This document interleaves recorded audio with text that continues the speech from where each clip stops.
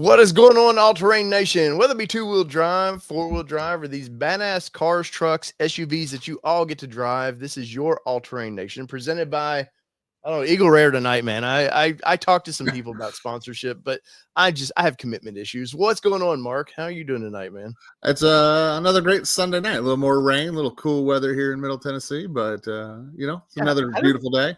How did we go from 85 to 60? And you walk outside and you're like, oh, this feels like 50. This isn't 60. Yeah, really cold wind today. Like we're pretty surprised at the overall weather. Yeah, right. Stupid monitor's been acting stupid. So I didn't catch your last part of there, but it is somebody's like, where's Kelly and Dave's hat? Yeah, I lost the hat when Kelly left. I'm playing. All right, monitor, I'm gonna have to fix my computer in a minute.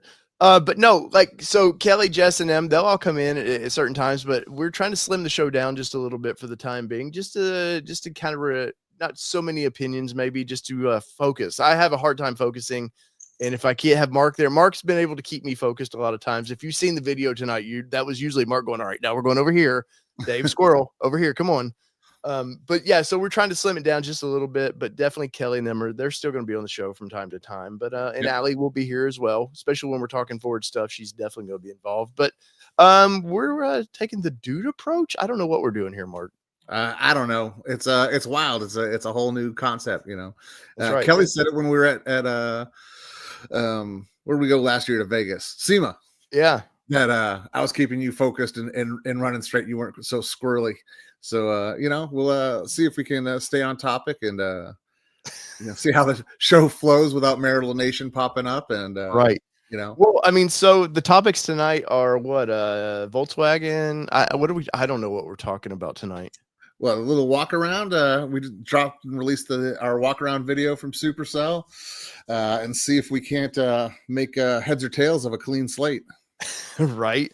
So yeah, we're definitely going to recap Super Celebration East. It feels like forever ago, even though it was really like 2 weeks ago, I guess, or a week and a half ago, something like a week ago. I don't know. Yeah. Time's a blur right now, but we're going to do that. We're definitely going to talk about this Slate pickup truck as well. I don't know if you guys watched the video I dropped recently that, hey, there's a new player in town for that bargain basement price of EV. And I'm a little worried about this brand already, even though they have some mega people behind them, like a lot of money behind them. I've seen too many startups start up and then they don't get out of their driveway. So we'll talk about that a little bit. But before we do that, Mark, how's your fleet doing, man? Everything all right? We're bumping along. Came out of the issues at Supercell, lost my fuel pump on the way. Got that back. So I want to talk about that. Sorry, my volume's over here and this monitor keeps going out. I want to talk about that just a little bit because we did a quick video on it, but that was like literally like Mark's kind of in panic mode about, hey, my baby's, she's hurt. I got to fix her. And I'm sticking my phone to Mark's face of like, hey, tell me about this experience. But we really didn't get a good description. So you guys came to our house. We all loaded in from here. We started heading out. Nothing out of the ordinary that I saw. I remember you text me because we installed a wolf box in your truck, and you'll see a video on that in the coming week or so. But you said, hey, it turned off. And I was like, or it overheated or something.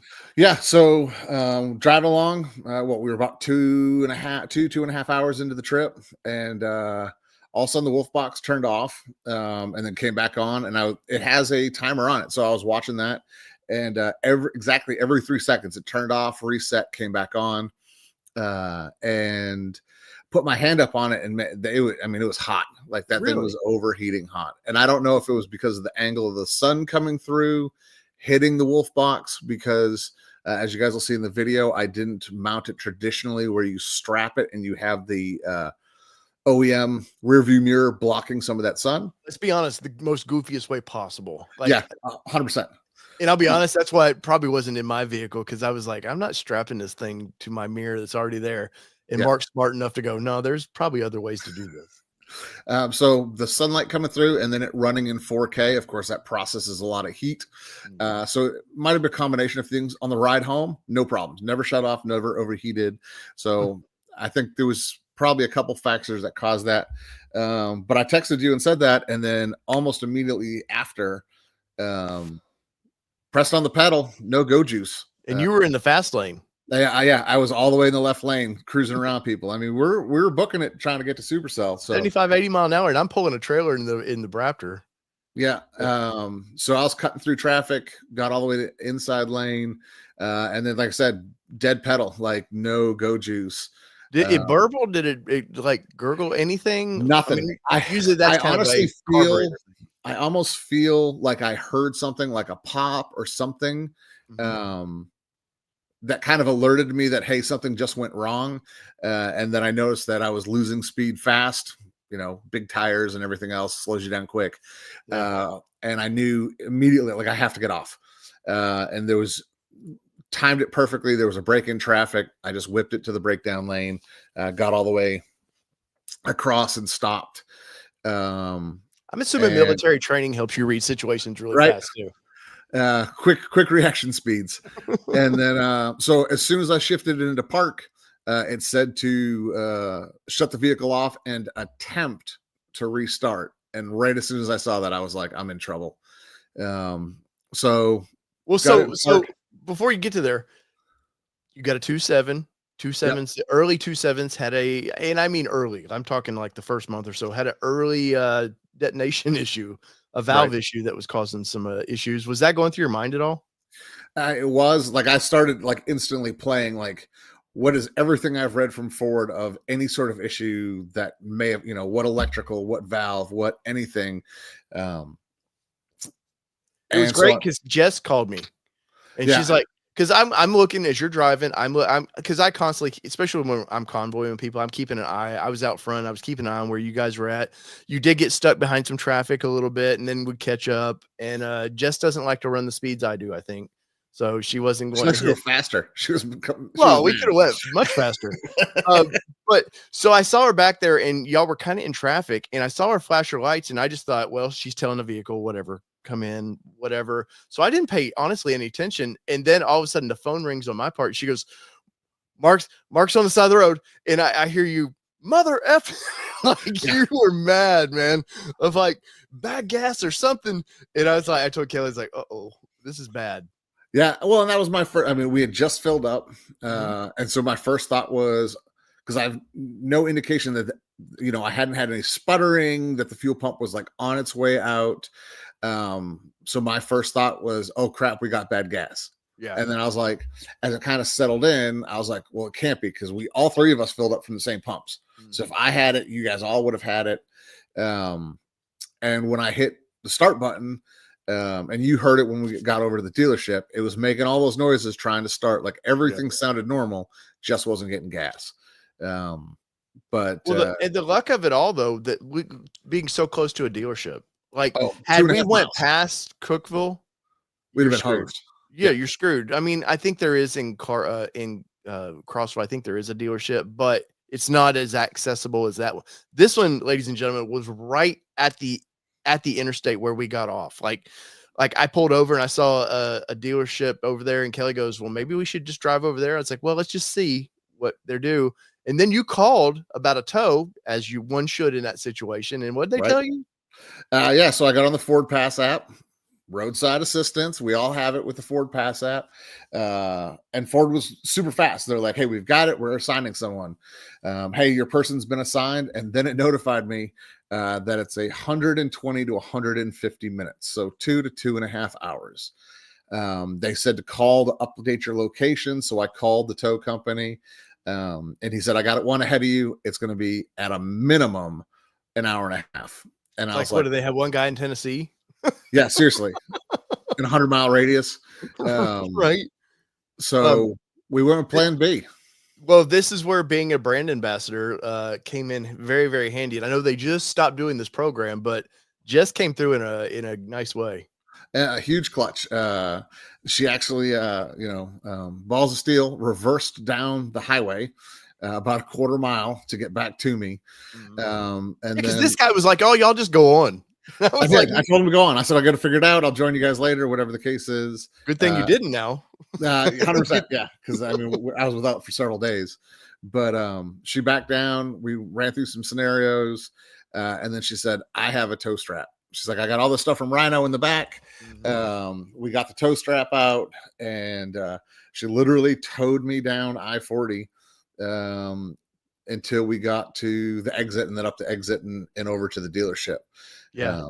Well, but what's funny is it happened quick because I pulled over to the dealership. I had to use the restroom. I went inside and I come out and I'm like, holy shit, they're already here. Like, okay.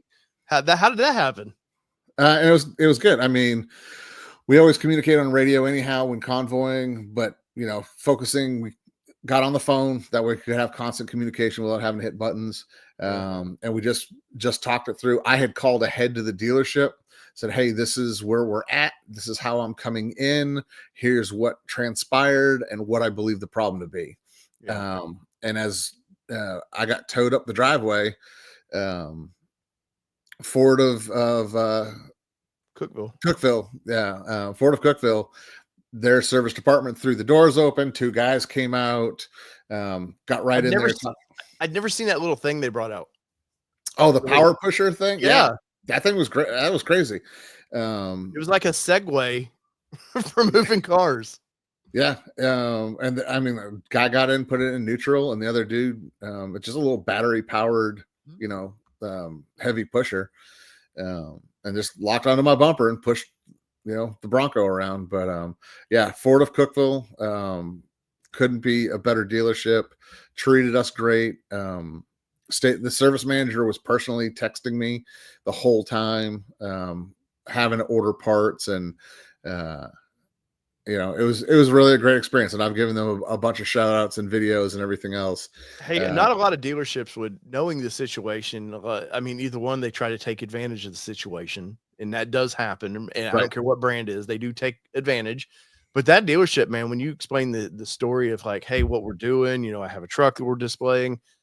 I know you would have liked to had it by the next day, but I really feel like they went above and beyond to get your vehicle to you. 100%. I don't know if they expedited the parts or whatever, but they got me taken care of as fast as humanly possible. If they had that pump on hand, I think I'd have been done and back out on the road the next day. Oh, 100%. Yeah. It's only because they had to order the part and it took a day to come in. That's the power of All Terrain Nation, baby. Come on now. I'm telling you, thank God I'm with you guys. So, but they were super great about it. And they took a bunch of, when I picked it up, the service manager actually stayed over a little bit. He was supposed to be off at 5. I got there about 5:15, just to make sure that I got the keys and everything was good. He told me, hey, our media team took a bunch of photos of your Bronco, and I told him, use it. Absolutely use them. Yeah. Well, what's hilarious is when you got the call, I'd never seen you two, like, I was like, it was like the Bugs Bunny or the Roadrunner when you see like like it takes off. I was like, where did they go? I said, oh, Mark's truck must be ready. Yeah. They called me. As a matter of fact, I was visiting Nick over at Mountains to Metal, and the phone rang, and he's like, hey, it's done. And I was like, well, we got to book it. So I yelled across the field to fire him up and let's go. We did. We booked it over there. But ultimately, like they took very good care of you. We did get to the show field just as they were closing it down. And what did we see when we got there? Because we knew it had been raining, but we didn't know the extent of what it had been raining over there. Oh, I mean, the field was just soup. I mean, especially where we were putting the trailer in at, because it was on a turn as you came around through that portion of the parade field. So every vehicle that had come in to back into their booth area had made that turn and churned it up already. And then when we got there so late, and then I had my trailer. I'm trying to back this trailer in to get it into the very corner as possible. And that made it even worse at our display. No, it was a freaking mess. I'm trying to find I don't think I have any pictures of how messy it was, but oh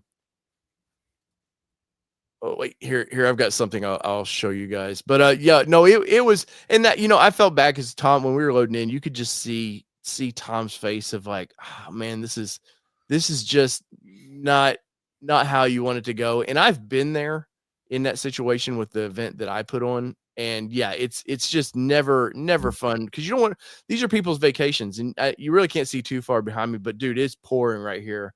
Of course, we had the tent and everything up the next day, but Yeah, the show field was a swamp, but you know what I was really amazed at? How quickly it dried. Like, Yeah. When we got back the next day, um, it took a little while. Steve P stomped it dry. yes, yes, thank you, Steve P, and your flat shoes, dude. You made our area nice and because Nice and Steve flat and Miss dry. P is sitting down and Steve P's just back behind her, just pacing around, just talking to everybody. Yeah, thank you, Steve P. But yeah, it did dry pretty quickly. And then of course, we got more rain Wednesday night when everything got tore up because of the high winds. Oh God. Yeah. So yeah, we're literally, and I know some of this is in the video, but we're sitting at dinner. We've just had our first day. Things went smoothly. Mark being a retail guy knew how to set I mean, always have an idea, but you really came in and focused and was like, bam, this is what we're doing. I was like, yes, sir. This is what we're doing. I'm following the leader, man. But you got our display looking great. And then the shit hit the fan because Alan with Diabolical, we're at dinner, just finishing up. We had some drinks at the company. Mhm. And there's some fun stickers. I'm really looking through these stickers, waiting for this lady to ring me up, and my phone rings, and it's Alan with Diabolical Ink going, "Hey man, your display's gone." And I thought, Yeah. because Alan has a good sense of humor, I just thought that's just Alan being funny. I figured, okay, he's gonna go, "Hey, where are y'all hanging out? I'm gonna come hang out with y'all." And I'm handing my debit card to this lady to pay for my meal, and he's like, "No, dude, seriously." And I'm sure the lady looking at my face, I'm trying to have this smile on my face of like, "Hey, no, everything's all right," with the phone in my ear. I'm sure I was a little white of just like, Well, I'm "What do you mean sure. it's?" Because he said, "Hey, dude, it's destroyed." And Yeah. when we got there, we really didn't have anything out that could be destroyed, but definitely that tent was done. Yeah. I mean, it took that was the first time we'd ever set that 10 by 20 up.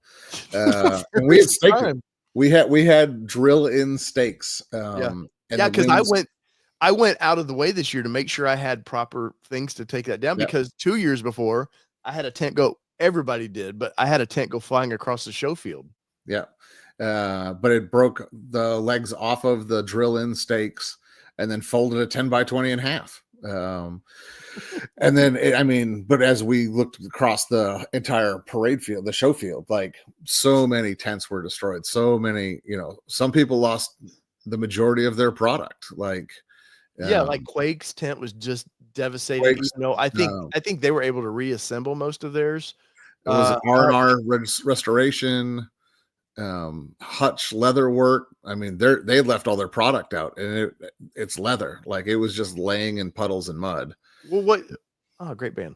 What was funny about that though for them was he's like, "Dude, I've done this for 10 years." Mm-hmm. He goes, he goes, "I've seen storms come through and other people," he goes, "but I've never had an issue with this." And they had all, like you said, all their leather work was out on tables, but they had their tents closed down on it. I don't know if they've strapped them down or not, but I mean, they seem to do everything that you should. Yeah. And I'm gonna bring this up because this is some raw video if I can find it. Where you at, window? There you are. See, this is what happens when I don't have producer Kelly with me. But this is some. Let me mute this because it's be loud. But yeah, this is like Mark's like trying to make heads or tails out of. This is our display. You can see how much water's on the ground. Luckily, all of our stuff was really put away, so nothing. But you can see right there. You can see Hutch is just gone. Look at all their stuff was gone. Um, And it was funny because we were what, a half a mile, 3/4 of a mile down the road, yeah, and we had some heavy rain at the restaurant, but there was no wind. And to see this and all the tents, and some, little 10 by 10s were perfectly fine and undamaged.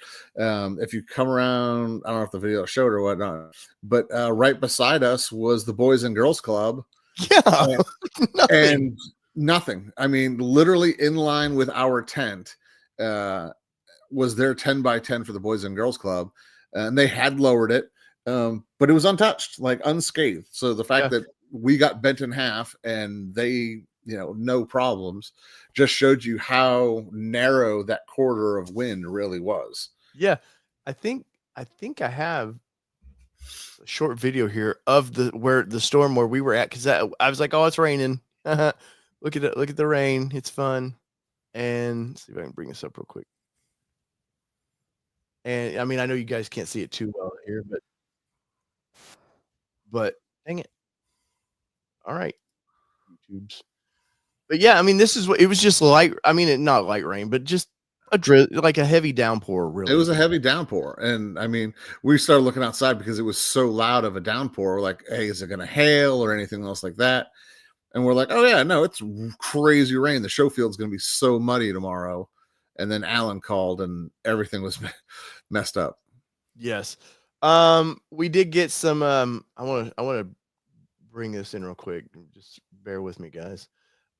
We walked through, and I have to say we didn't start this, but we jumped in when Wild Horses. We saw the John and Mitchell Yep. over there picking up stuff, and we definitely. I was like, yes, this is what we need to do this, and I kick myself for not instantly going, yes, this is what we should be doing, but they were leading the charge of helping people clean up, and then other vendors just started joining in with us, and man, it shows. I don't think it's necessarily a Bronco thing per se, but it just shows that when people have conflicts or issues, people will join in and help out, and really just I think it's kind of that American attitude sometimes of just, hey, Yeah, we got to help, we just got to do this, and here's some video.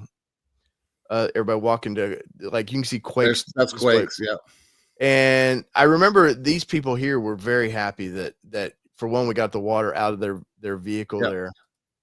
But yeah, that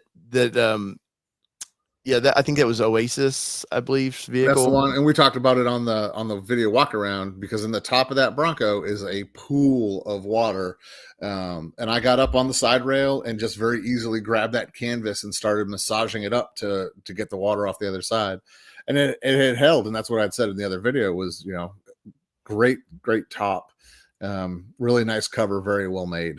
Yeah, and they were like because what's bad was, so Tom's trying to call everybody to get them there to, hey, there's issues, come check out your display, and we rushed over to IAG to see because we're friends with those guys, make sure they're Mhm. they're. I mean, they have a rock solid. They do a great job, and Yeah, then Mountains to Metal. But when we went to Mountains to Metal, gotta pull this up because we weren't expecting not this. Now I can't remember what booth this was, but right next to Mountains to Metal. that's it's an R&R restoration. They're a classic Bronco restorer. Okay. And it sheared, you can see right above Dave's head there, it sheared those aluminum beams. Like Yeah. that's how strong, and then it ripped all of the supports out of the trailer.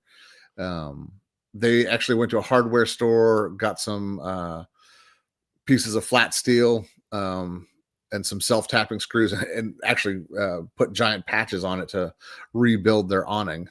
Yeah. And like you said, they fixed it though, man. Yep. And ultimately, that's day one. That's not loaded. That's the first official day. And I'm like, I feel like I took this one in pretty good stride. Like younger Dave would have been like, we're effed. We're just the world's against me kind of thing. And I was just like, F it, man. This is part like anymore. My buddy Danny, who helped with the old Nissan show, he used to tell me, dude, just go with the adventure. And I Mhm. would get mad at sometimes, like, especially running an event that is more stress on you. But he was like, dude, just go with it. Like, what can you do? And he really taught me to just be like, is what it is, man. It's part of that's a memory that, good or bad, that's a memory that you Yep. just take with you and just what happened happened. But day two and three went pretty smooth. Like Yeah, nothing a little bit nothing of bad. rain in the overnight, but the day itself, I think we had one little brief shower. But the ground started drying out and everything was going well, and the field started filling up. People started coming in. Yeah. And boy did they come in. And Yeah. I could never tell because I think the rain did keep some people away. Yes. But I think a lot of the classic Broncos, because I saw somebody post that, and I never know. Last year they said 1,400 Broncos or 1,200 somewhere in there, and I heard 1,400 registrations this year. But Tom never releases that number, so I don't know how this particular person said that.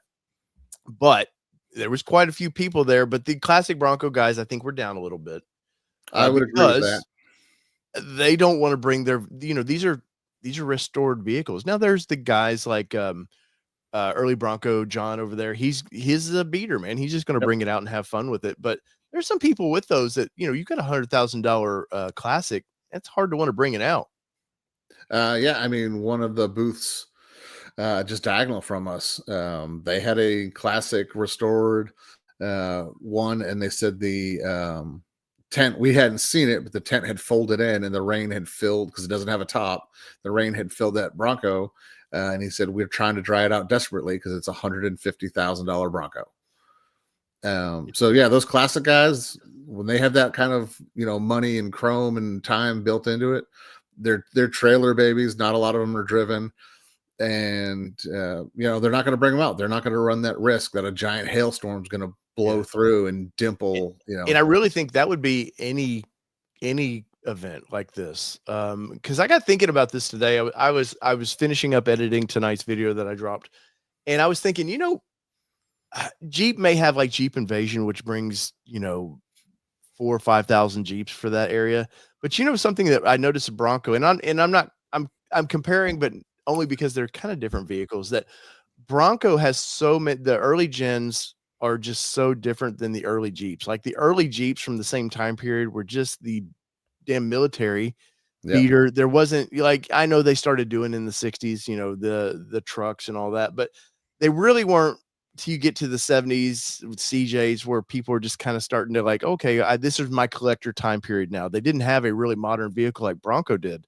So like, no, I was thinking about this event going, there's so many early gens here that you wouldn't see at a Jeep event. You're going to see basically a YJ's on. So late 87 on that's kind of their time period, where Broncos, man, you just see all this. But back to what you're saying is, yeah, these early Broncos they're not wanting to get these things beat up. And I definitely respect them. But, rain or shine, there was one guy that was not going to be left out of this, which is Mr. Tim Bartz over there along with MacArthur Ford.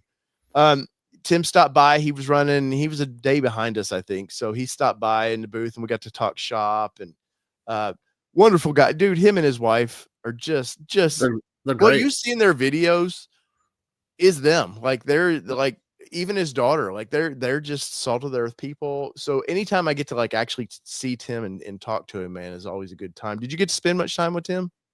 I did. He was visiting over the booth, and we kept running into each other like in other areas. Like I would go over to IAG, Tim was at IAG. I'd go to Mountains Metal, Tim was at Mountains Metal. We kept running into him everywhere, and then we would talk shop. We would talk about what was being done or not being done. We would talk about what's coming out, because of course, if you watch any of Tim's stuff working at a dealership, he has a wealth of knowledge as far as what Ford is releasing, goes, no go type stuff. If you've got builds out there. So we were kind of talking about what was coming up and things he was seeing. And then I was talking about his build and stuff that he had. Dude, he when I first started to get to know Tim, and I think Tim would admit this, that, hey, I bought the Bronco. It's a popular thing. I wanted to experience it, do videos on it. I think he had, because I think Tim kind of does what I do a little bit. If we run through vehicles, you might own a few. I think they have an Expedition or something, older one, that the family cruiser, because they got a few grandkids now.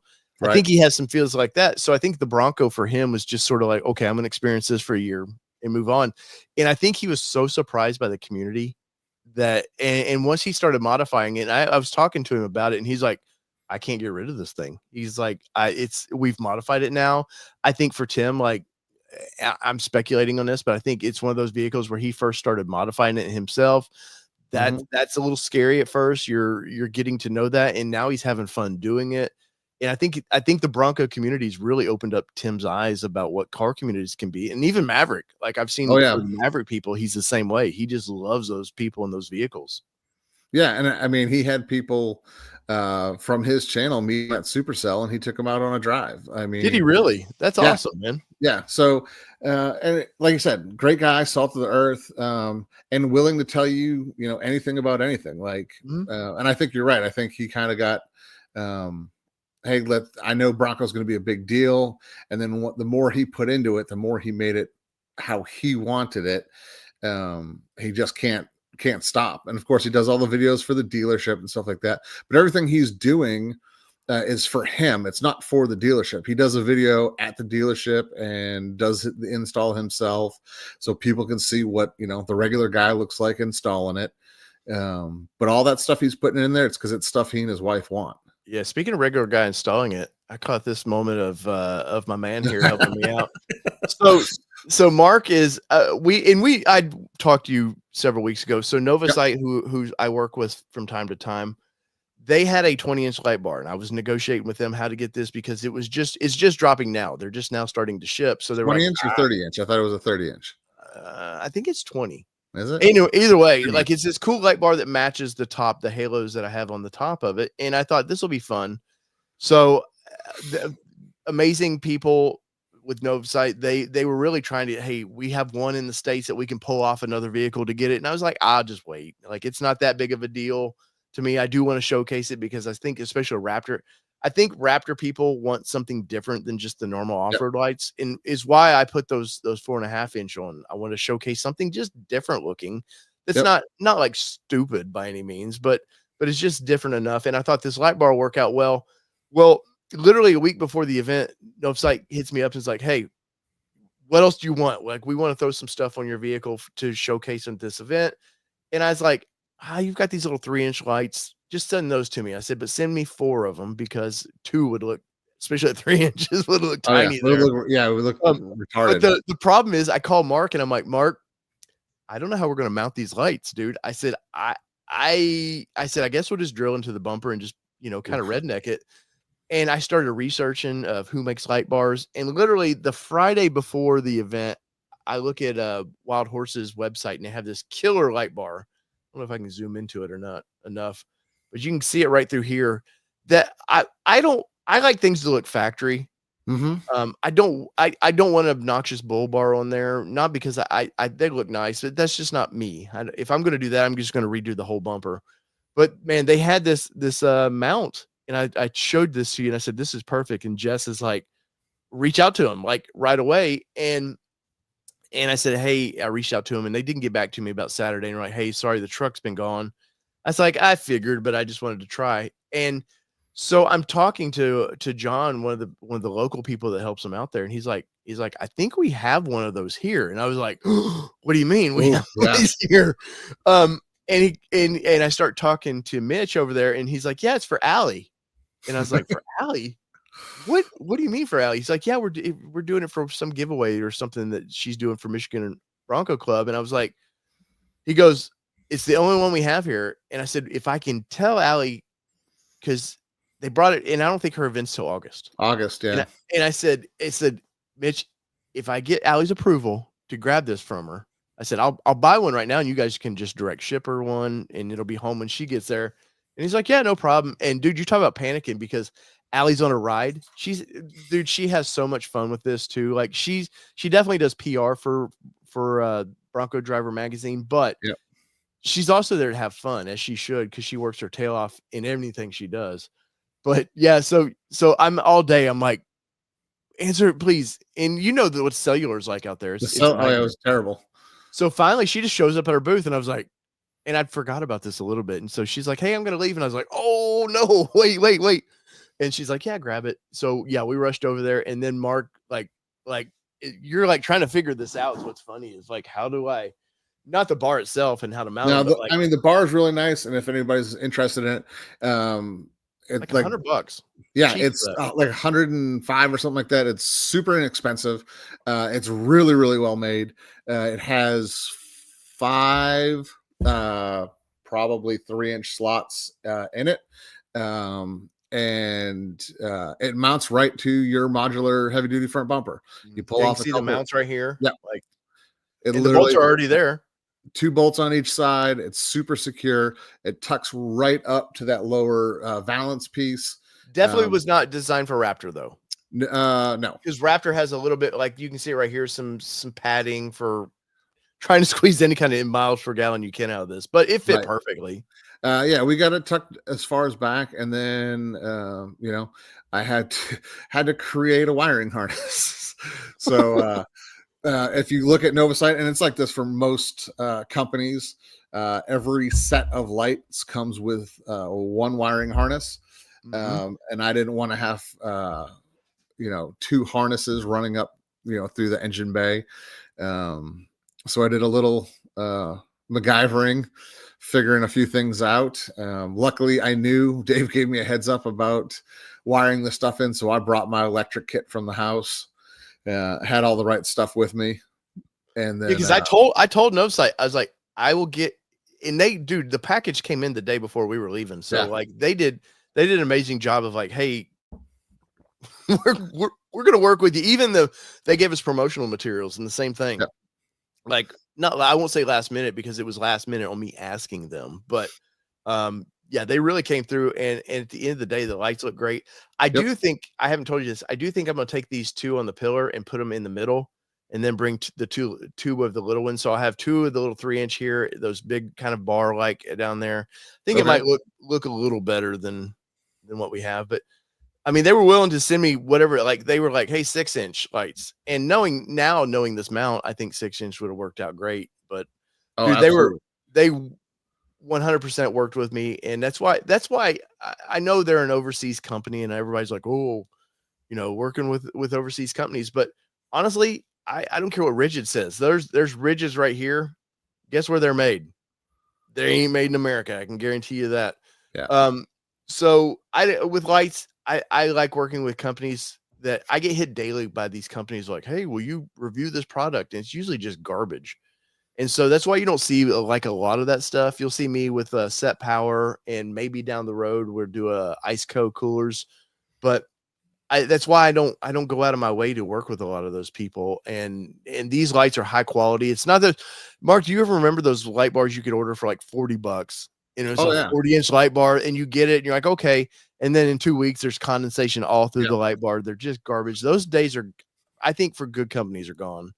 Oh yeah, absolutely. And I mean, Novsite, for what they're doing, they're not crazy expensive. Like, they're not like rigid pricing, and they're really good quality.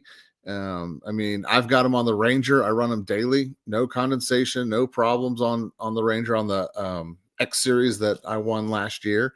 I haven't heard any issues out of the 4.5-inch pillar ones that we put on the Raptor. And if I will, trust me, and they know it. Any company I work with, I tell them, hey, I will, hopefully it's a good product, because I will let my audience know down the road, hey, this didn't hold up. And Novasite just launched an 8-inch, huge light, and I was like, those will be impressive. Yeah, they so guys, check it out. If you use ATN off-road as your code, ATN space off-road, I don't really like selling myself like this, but it's part of the business. You save 20% on their website. So there you go. So but definitely they've been a great company to partner with. I want to bring this before we finish up on this. I want to bring their website up real quick, just so we can show you what their latest product is, because they will appreciate that. But yeah, these are the 8-inch. I was looking at these yesterday. I like that the fact that you have these kind of foggish lights to the side pointing out, spreading the beam. Yep. You've got direct stuff out here in front, and there are like 4 spots of those direct, and then the fog lights in the middle, which is nice. But this is the one you will see it on. Yeah, it's a 20-inch bar. You just want it because it flashes like kit. You want a little. No, not really. I don't even know if it does this when you hook it up. It may. I don't know. But because I have those 4.5s. And the outside sort of match it. I thought, well, it'll bring kind of the look together, and it's kind of strange, but ultimately, I'm very happy with their products. Mark, me and you dropped the video today of walking around. Yep. Anything? I doubt you had time to watch it because it's a long video. Anything stand out to you from the event when we were walking around? I know I got you to spend some money. Normally it's you making me spend money. But we didn't buy the same thing. We bought stuff at the same booth, but we didn't buy the same thing. And I didn't buy for me. Someone else got something that they've been waiting. I didn't buy these technically for me because it's Kelly's Bronco. Kelly's Bronco. See, it works out when I want something. I can go, well, it was Kelly's Bronco. It's a gift. Yeah, I didn't set you into a new set of lights or anything crazy like that. So, but yeah, and that's part of the event too, is, spending and supporting those vendors that come out. Because who we bought from, that was a small vendor. That wasn't a big, like they had 4 or 5 different manufacturers stuff. They had Motley. They had several different names on their tent. So, and that's what, it's about. it's great for those guys that go over there and deck out an entire vehicle with IAG. But supporting those smaller ones is really what makes it worthwhile for those guys to make the trip, and then for them to come back the next year. Yeah, no, well, in that, and when you show these things, usually the price, you get a little better pricing. You save a little bit. There's no shipping. I know a lot of companies now include shipping, but you don't have to worry about that. What was it? What is it? The company I bought with Roto. What is it? What do they call those little things? The little dial. I want to say Rockworks. Rockworks, that's it. Yeah. I bought those because I'll be honest, their website's been very confusing. And when I saw them in person, I've seen them, but never like somebody selling them. So when I saw them in person, I was like, oh, and she said, oh, it's like $89 or whatever. And I was like, well, damn, I'll buy those. But their website is like a nightmare to figure out, what am I buying? What am I, what am I paying for? So I was definitely happy to do that. Mark, it would be remiss. Joshua Rittenhouse says, may the 4th be with you. It is Star Wars Day. It is Star Wars Day. Yep. I think you and Jess this morning started early watching the movies a little bit. Watch a little Star Wars. Probably built a Star Wars Lego set this afternoon. Probably most definitely did. Pre-ordered. And Emily, I did. Wait, what side is it on here? I did win at the. Oh yeah, big winner, man. At the show and shine in the 6th gen. And I think it's hard to say what Tom's looking for. But I know in years past for a 6th gen, even to enter, they had to have a minimum of 3 mods. But I know people this year that had no mods. Well, Laura without Chione, she had her finally. Yeah. Finally, I've told her forever. She has that limited edition Heritage Limited and that beautiful robin's egg blue. And I've told her, Laura, that is going to be, I think it will be a collector's item down the road, but drive it a little bit. Like, she's kept it in her garage and they drove it down. I was so happy for them. She put it in the show, and yeah, I think she won something for that as well. She did, yes. Oh, our corgis. Yeah, hang on. Now mine's going. Yeah, Jess just came upstairs and scared the dogs. Hi, Jess. But look, the side totally blew my train of thought. The awards. Oh, the awards, yeah. So I don't know all the stuff that Tom was looking for this year. Like I said before, you had to have a minimum of 3 mods. And then I didn't even see the grading sheet this year. Last year, you could see it, and they had like engine, interior, and they had a bunch of different areas. And did they have one for running? I don't know if they had one for running or not. Because you just made it by a hair on that one. Seriously, I mean, I literally Thursday night. So yeah, I've been there a day. But and then every category is point scaled, and then you have to meet a certain threshold, and Tom doesn't disclose what the threshold is. But I mean, there's people over there. I saw a guy beside me had a squirt bottle trying to squirt the mud out of his tires. Really? Yeah. Wow. And I think Tom had some leeway with the mud this year. If you attempted to clean most of it off, there's some people over there that just had giant sprays down the side of it. And they're like, screw it, it's muddy. Like, look at me. Yeah. Well, because there was no way to get into the event area. I will say I had one bad time.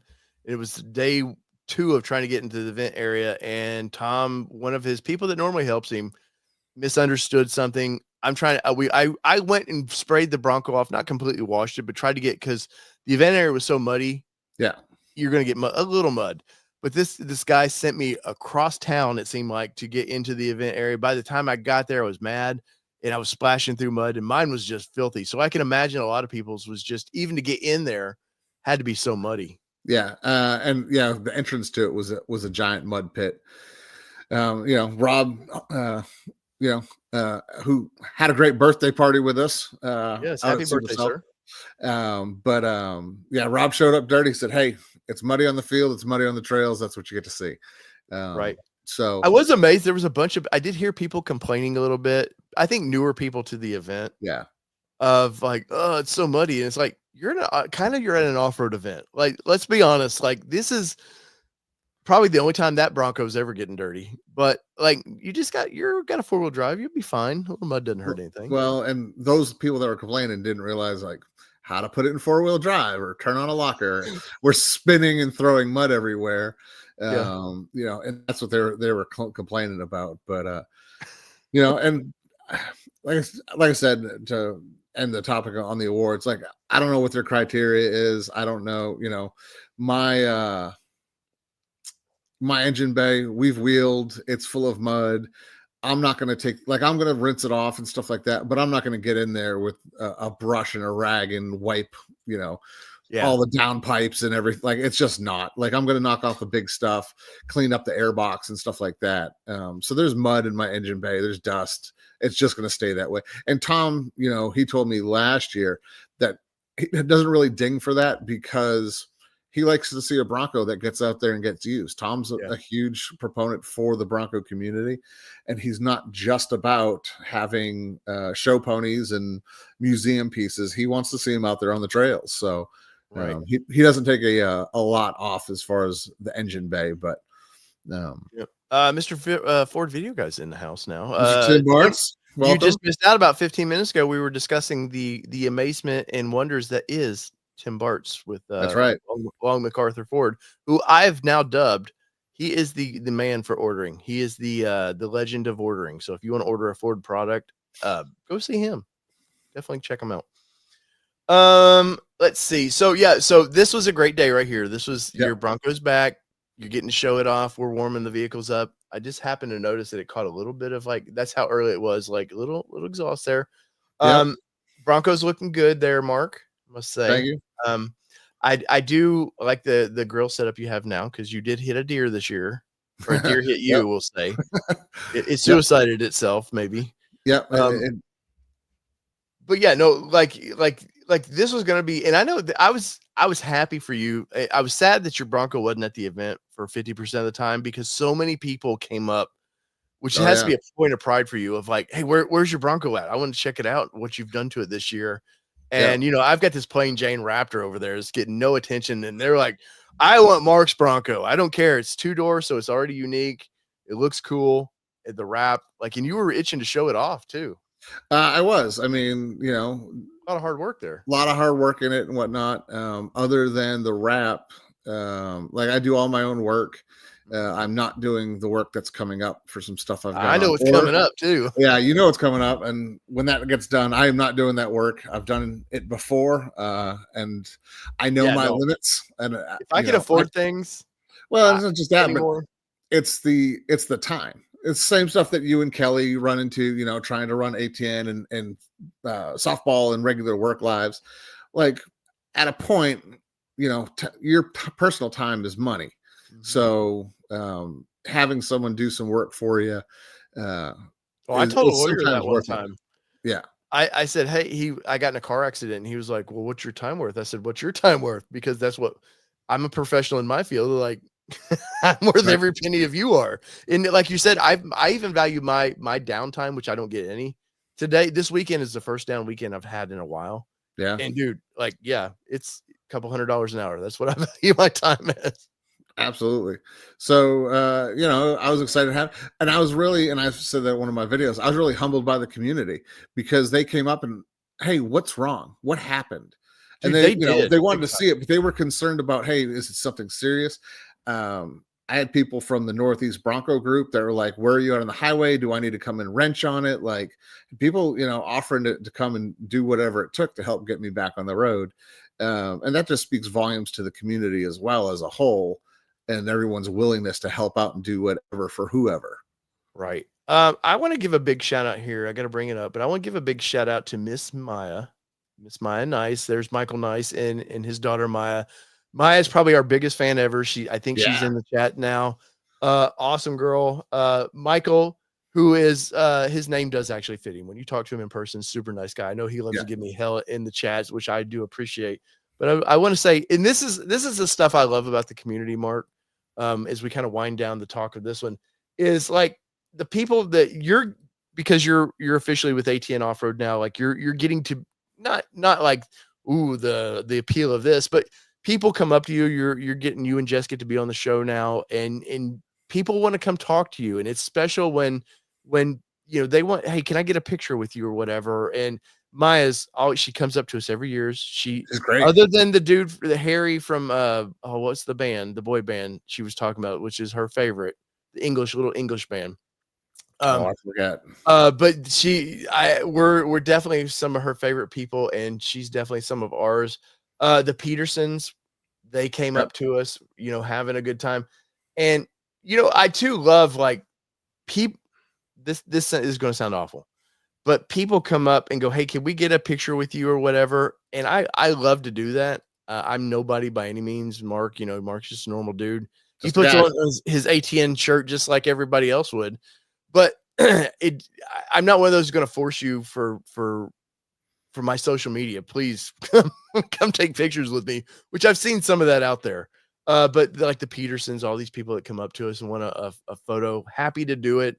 But the community, man, like we did for Rob, who's in the chat. We were going to do a birthday celebration for him. And then Steve P comes in, is like, Rob don't even know this, but Steve P like 2 weeks ago texted me and is like, dude, I've got a cake for it. We're handling this. And I was like, you know what? This is what it's about for me, is just like these events, is just having fun, getting to hang out with people. Especially like Steve P comes from Arizona. Yeah. Like that's not an easy feat. And it's because he loves the community out here, and not just ATN, but just everybody.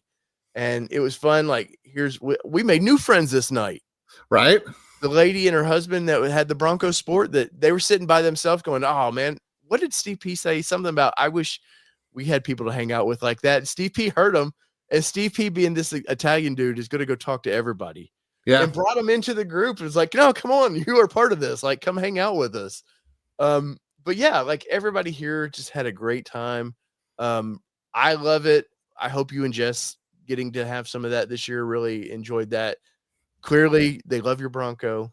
Jess is she's gonna put something Star Wars on hers. I mean, yeah, she did the whole PPF, but I'm sorry, Jess, you're gonna have to spice it up just a little bit. But no, they love her Bronco as well. But ultimately, man, Supercell this year was a blast. Rain or shine, did not bother me whatsoever, man. And people people that are going to it next year, the date's already out there. It's the week before. But if you look at the weather, like we did, we had been tracking the weather the whole time. Dave, Kelly, Jess, and I talking about it. Bringing umbrellas, and we all brought rain boots. The weather in the mountains changes by the minute. If it says it's going to rain the whole week, you can't trust that. It said it to us, 75, 80% chances of rain every single day. And it was mainly sunshine the whole time. Like, I think after the first day, we were talking about getting sunburns. Like, it's just too unpredictable. Err on the side of caution, but come out, experience it, hang out with everybody. You'll have a great time, rain or shine. Yes, 100%. And finally, as we wrap this, talking about this event up, I have to give a big shout out to Allie for her patch swap idea that she started last year. Oh yeah. It was a big deal last year, and it was downpouring when they were doing that stuff last year. This year, Tom was like, hey, let's do it at your tent area. Massive turnout for this thing. But it was so much fun and a little overwhelming for me because people just love, like, it's the baseball cards of Bronco will say, I love that we don't have ducks. I don't want ducks. I know people do the little horsey ducks, which is fine, but I love that people are just more about personalizing their patches and just, hey, here's mine, I want to share it with you. And then Tim in here is starting the baseball card stuff, which I have probably next year I have a good idea of what I'm going to do for that. Now you can get baseball cards made of your Broncos, which is so hilarious to me, and I love it. But like Jess here, like poor Jess, I'm not going to show the picture before this because she was not ready. She was looking down somewhere else. But everybody, like, Jess is having fun. Like, you guys were definitely troopers for the event. You helped us so much with this. But with Allie on the patch swap, man, I've got videos somewhere, but there was so many people there, just so many people having a blast doing that, and they couldn't wait for yours. I brought 50 sets of my patch and stickers pre-done in a bag, so I could just hand off a bag. And I gave all of them away. So there was probably, and people still looking for them. So there's probably 75, maybe even upwards of 90 people out there swapping patches in the mud, just laughing and having a good time. Yeah. And speaking of mud, like Kelly was trying to go out there and Mark was definitely the guy, the ringmaster there, like helping people get organized with what was going on. And Kelly starts going out there and look at poor Kelly. This is not OnlyFans for feet, but she just got out there barefooted. She was like, screw it. My feet our shoes are already ruined. And you can see back like all the mud back here, but just this is not the crowd. This is after the fact, but yeah, just people having a blast, man, which is, I'm glad for that. And I'm glad to see the Gen 1 guys starting to join in with that as well. Finally, Bronco community kind of organically has its own little thing. Yeah. And I think it's good for the community. So Robbie is asking, where do we get the patches made? Do you remember the name of that guy that we use? Hang on, because we use the same one. I can pull it up really quickly. It's that I will be honest, Robbie, they all come from Pakistan, Southeast Asia, Pakistan area. But they do amazing work. But whoever Mark is going to tell you is who I suggest, because I've received product from them. If you go on Instagram, it is Patch Productions. Here, I'll pull it up for you. I know I'm friends with them. Let's see. Yeah, that's the logo for it. He is excellent. His stuff is all the casting and stuff is hand carved. You can kind of it's, I don't know, you may not be able to see it, but hold on, let me minimize this real quick. There you go. So that mold in the background is hand carved. He'll send you a video of him producing them, and they are hand cast. Yeah, every one of those colors he drips them in by hand. It's really cool. Yeah. But let's see. But does great work, man. I'm really impressed with this guy. And there's a lot of these guys out there, and I sometimes think some of them are shady. So I asked Mark and him, I was like, who are you guys using? Because you got the product. Yep. And a good product too. And he'll ask you too, do you want to do 3D or just 2D? Which thank you. Thank you for his work is excellent. When I first started doing patches a couple years ago, I had reached out. There's my original one when I had the other Instagram handle. But you can kind of see on the side, I used to have a script of AT-ATs walking down the side of it. And when I reached out to professional patch making companies, they told me that my design was too intricate and it couldn't be done. Yeah, this is them there you go. Doing it by hand. And if you order 50 patches or 100 patches, it's all done the same way. Yeah. Yeah. Just, I mean, I'll be honest, what a nightmare. Yeah. I mean, seriously. Pay me to do this. And he may have a team of guys that works with him to fill orders and stuff like that, but it's not mass produced. It's hand done. And when you get those patches, like there's a level of quality to those that I didn't get in stateside companies. Yes. There's a softness to them, a flexibility. So that's who I utilize. And I recommend him to anybody that's looking for patches. Yeah. It'll take you some time. Yes. Don't expect to get them in 2 weeks. No. Like I said, he has a lot of people hitting him up. From what I know, he's a younger guy, probably 20s or whatever. But he does there's some lead time to it. So I ordered well in advance to make sure that I could get him prior to Supercell. So that's where I'm going.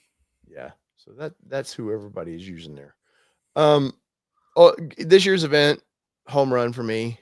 I lose money doing that event every year. I don't care. It doesn't bother me at all because I love what Tom's doing with how he's built this community. So I'm willing to support it every year. Don't care. Once again, we're there to hang out, have a good time. If you guys want to kind of come hang out with us and meet us or whatever you want to do, purchase a cup, Maybe or maybe not. Something gets inside of it. I don't know. I'm just saying. We don't sell any liquids. We just sell a vessel to hold liquids. That's right. But I have liquids that you can have. Just say that. That's right.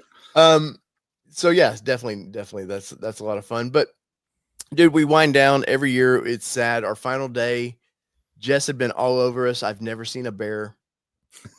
Yeah. And what do we see heading home that night, going to our cabin? A freaking bear.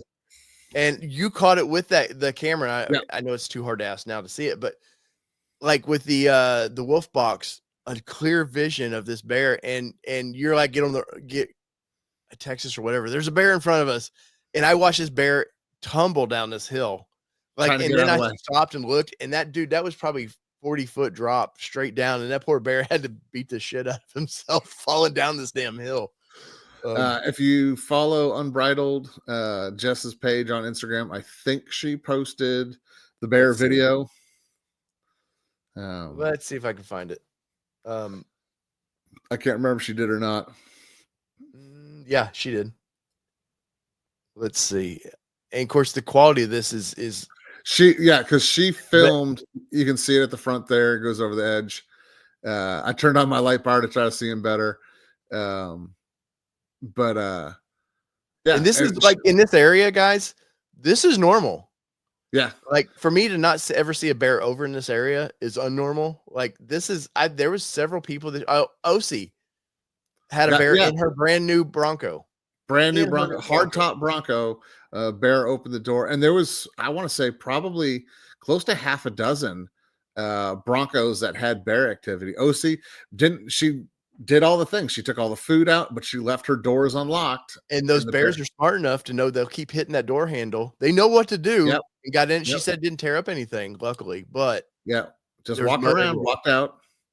And that video there just couldn't wait for me to download it. So she was videotaping the screen of the wolf box to get that. Yeah, but we really did. We had a good time meeting everybody. Here's Jess. You can see Jess, all the people she met. There's Justin. Justin helped install the new slide floor in the back of hers. Yep. There's Allie. Jess, I love her sneaky smile of like, yeah, I'm getting selfies with these people. Get over it. Yeah. But yeah, no, we had a good time there. So that was Supercell for us, man. It was a great time. I had a blast. Counting the days for it to be again. I would love to do the other ones out west. Sadly, this is not my full-time gig yet, so I'm kind of stuck at home till it is. But we've got Expo, Overland Expo coming up. 2 weeks. Overland Expo West in Flagstaff, Arizona. And big news, they just were sold out. Really? They just sold it to Clay with can't think of his company's name. He's one of the first to do all the Overland videos. Expedition Overland, I think. I forget what the name of their company is, but they bought it out. So now they own the forum, the magazine, and the shows. So there will probably be, I imagine there'll be some sort of press conference that we'll get to see. So me, you, and Jess will be out there for that one. Kelly's stuck at home with softball, so she's going to be FOMO like crazy. Because Flagstaff, Arizona, man, I've only spent just drive-through time through it, but it looks so pretty. Really fun. And I mean, this is the first event for not only Jess and I to go to, but for you as well. I mean, so it'll be really exciting to kind of get out there and see what that's all about. And from what we read, they have like Supercell, there's several Overland Expos, but this one in Flagstaff is supposed to be the biggest. Yes. And touch on this, guys. Go over to All Terrain Nation. I've got an article where I wrote up on this talking about the event. Go show the page love. We're doing all kinds of news articles over there. You can see here's just a hint of what's going on in there. If you haven't been over there in a while, go check that out, man. And you'll see stuff. I know Jess has been writing an article for 2 months now. Something like that. But she's further than Kelly because Kelly's so scared of what people will say about it. And I'm like, I just put my words out there. If people don't like it, they can move on. Like I don't care. But definitely there'll be some ATN off-road news over there as well. But no, I'm pumped. Luckily, I'm not flying out with you guys. You guys are going out a day or so early because you want to see the Grand Canyon, all the fun. Yeah, we had a little more time. but hopefully hopefully, we're supposed to maybe have a Toyota product to review while we're out there. Nice. So that'll be kind of fun. I also reached out to Ford. Yeah. I was like, man, that new Expedition Tremor looks really, really cool. Would love to review that while I'm out here. I think Jess and Mark would love to be in that as well. Yeah. So, Mark, while we were at the event, and I knew this was coming, I haven't talked really about it, but I knew Slate pickup trucks was coming. A couple weeks ago, it sort of got spoiled. There was one on a flatbed in Detroit.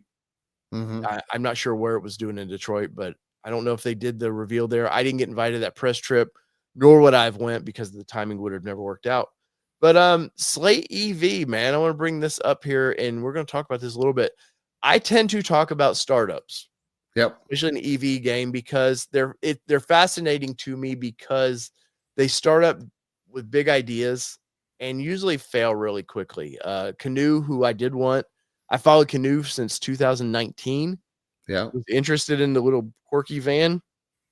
Pretty obvious by 21, it wasn't going to happen, though investors kept throwing money at it. They filed bankruptcy earlier this year, and they're no longer with us as of now. Lordstown, I've seen this with them. They were going to be this new EV company. They bought GM's old plant in Lordstown, Ohio. The Lordstown plant in Ohio. We're going to do amazing things. Got 2 production time, ran out of money. Another investor tried to take it over, couldn't get it past the hump. And that was with Canoe as well. They were building a plant in Kansas, Oklahoma, somewhere in there. I mean, they were ramping up and just at the last minute ran out of money. But Slate has Amazon money behind them, man. They've got Bezos money. And so I don't know if it'll be different for this thing, but I watched a little bit of the clips. Their press release that I did get was pretty awful. It's very generic. Somebody was giving me hell in the video. You don't even know about this. And I was like, I wasn't at the event, guy. I think I was talking about the body panels because they look plastic. Yeah. I don't know. I don't know. I've not dug deeply into this, whether they are or not, but you get one color only, it seems like. So what you get is what you get. Kind of Ford so deal. What I've done a little reading on it, and so this is the base. Like this is your $20,000 mark, and that's the big thing for this is what the fact that it'll be a $20,000 EV. It's going to be an everyman type thing, but it is kind of like the Bronco, the modularity and the buildability. So this is your base. What you're seeing on the screen right now, that's your $20,000 EV. Like period. No. Anything. Now you want the surf setup, a little color to it, probably talking 27, 28. And they did this by stripping everything out. That is literally a battery, a steering wheel, and 4 wheels. Right. So, smart. Because so they talk about this is your entertainment center. This is your nav. There's a phone holder in the dash for you to utilize. There's a screen for your speedometer and stuff like that. But there's a phone holder radio or anything, right? What's that? No radio or anything. No. So everything you want. Now there's speakers in it. Mm-hmm. But if you want a radio, everyone uses. Spotify. So you're gonna Bluetooth it, I guess. You're going to Bluetooth it. You're going to plug it in, whatever the case might be. But everyone uses their phone anyhow. So they said, take all this extra electronics out. Like we don't need to pay for that. They're just going to use their phone. So if there's some speakers in there, you're going to use Waze, Apple Maps, Google Maps, or whatever. There's your navigation. You're going to use Pandora or whatever the case is, Spotify. There's your music, Apple Play. So tell me this, because there has to be a backup camera in this. By law now, all vehicles have to have backup cameras. It's a safety feature. I haven't dug too deep in this. You may have caught it and I haven't. But so there's got to be some sort of infotainment, something there, right? I think it goes to your gauge cluster screen. I think it just pops up in the center. Okay. Well, I definitely want to dig deeper into this, but I think it is a very interesting concept. But I think they've got the wool over people's eyes already on that $20,000 price point. Because I promise you that SUV you're looking at right now, or just a truck with a camper box on it, isn't going to be the $20,000 price point. Right. And to get it this way, you have to add the parts. So they only ship one way. and then Right. you want the SUV version, whatever dealerships, however they're going to work this, you can buy the parts to do it yourself, I guess, or they can, maybe there's some showroom that will do it for you. Maybe. Very Xterra like roof rack up here. Very. Um, they definitely paid attention. Definitely to me reminds me a little bit of the Bronco Sport, Yep. a little bit. And I'm sure that's just because circular lights, the middle running lights like that. Um, the worst thing about it to me is the price range, and I know that sounds awful. The worst thing about it, and the range of a base is 150 miles, and then you can get it up to I think 210 somewhere in there if you buy the bigger battery pack. Um, and I do not believe they're using lithium ion batteries. I think they're using a nickel style battery, which is not as good. There's definitely they're saving money in certain Right. places to make it an affordable vehicle. I there was a comment that somebody wrote a beautiful comment on one of my videos I dropped yesterday about this, that they broke it down to, there's people that just want a very basic transportation, and they thought, hey, this is a good way to do it. It's a good way to shake up the market a little bit, which I agree that something needs to shake up the market. But at 150 miles range, and that's always, remember, that's perfect scenario. I don't live in a perfect scenario. I may be a perfect temperature scenario once or twice a year that Right. this thing is the range is based at. We don't live in that world. And 150 miles, okay, even say springtime, probably really means about 120 miles. Mm-hmm. Wintertime, you're talking 70 to 80 miles. That we don't live in a world where EV is, I know gasoline powered still takes hits in cold and hot temperatures, but not like this. And I can go to in 5 minutes, fill up and be back down the road. This scares me a little bit of their everything they've projected so far. No, I agree with that. I think the range for what you're getting is way under where it needs to be. And again, I think it's the shakeup, and maybe by the time it comes out, there's some newer technology battery pack wise that allows it a little further range. Mhm. Or like the Scout, they end up with some sort of Yeah, range generator, extender, yeah. gas generator in there. But as So tiny as this thing is, what would it be? Like a one-cylinder, almost like a, generator that you'd buy at your, where you work, TSC? yeah, I mean, quite honestly, it could be just like a little, depending on what this takes as far as charging. Yeah, a little 110 power inverter, like, just kicks on and off to help keep that battery charged. So, But then they might as well built this as a gasoline powered. I yeah, really feel like they should have done 2 versions of this. A small, Nissan makes a 3-cylinder vehicle now, a hmm 3-cylinder engine.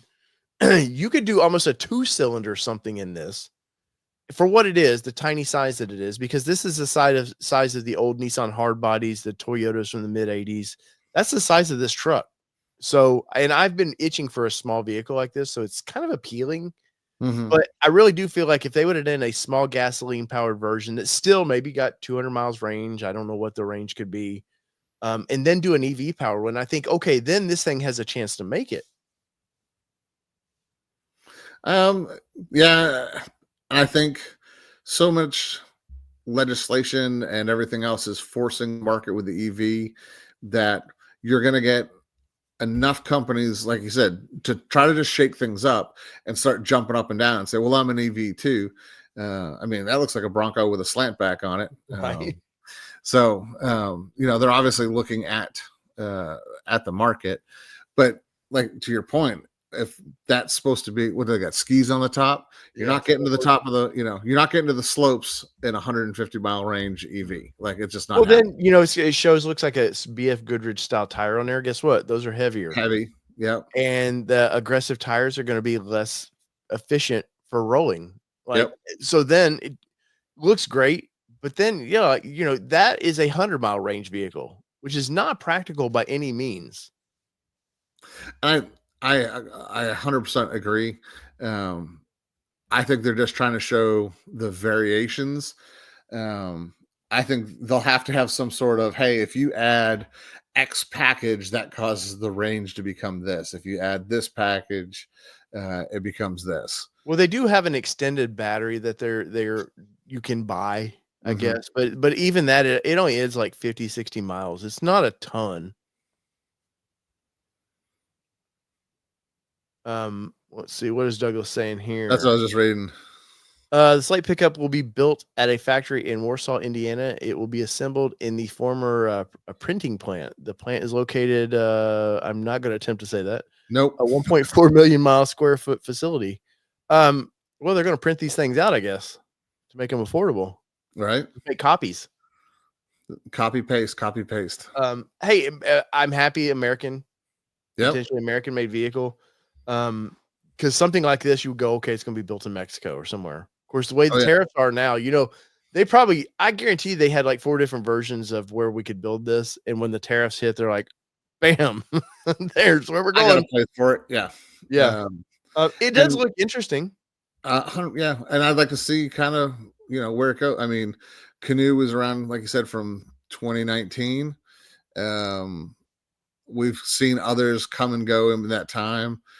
I mean, really, the only 2 on the market now are Tesla and Rivian. I mean, I saw a Kia one today, but that's you'll see the normal manufacturers build them now, but guess what? They lose money on every one of them. Oh yeah. There's only Tesla has been the profitable EV company, and that's because Tesla was the BMW Cadillac of EV. There was a prestige to being able to afford, because you think about it, the Model S was the first one to come out. I think 60,000 on up is kind of where it started. Now if you want the fun one, you're 100,000 easily for the Plaid or whatever they call the crazy one now. And yeah, like I've seen the Kia or the Hyundai Ioniq N5 is the most appealing one to me. It's like a hot hatch, a big hot hatch, even though it's not. I love that you can shift it. It feels like a car. It's very interesting, but they lose money on that. Ford on every F-150, I forget how many, $10,000-$15,000 they're losing just to sell that vehicle. They're losing this money. So startups that's where they have the roughest time. They can lose money for a year or 2. Investors will be like, okay, we see the plan's working eventually, but you can't do that for very long. And I know they have big money behind them, but at some point, big money will cut their losses. You don't want to throw 10, 20 billion at this. And that's what I really think that's what they're looking at. With Scout, the only reason Scout is interesting to me for what it looks amazing, design, everything about it looks amazing. I think, Mark, you have one on reservation. I have one. But the only appeal of that to me is knowing Volkswagen's behind it. Mm-hmm. And guess what? They're going to lose money building Scouts. There's a long-term play to that, but they're going to lose money.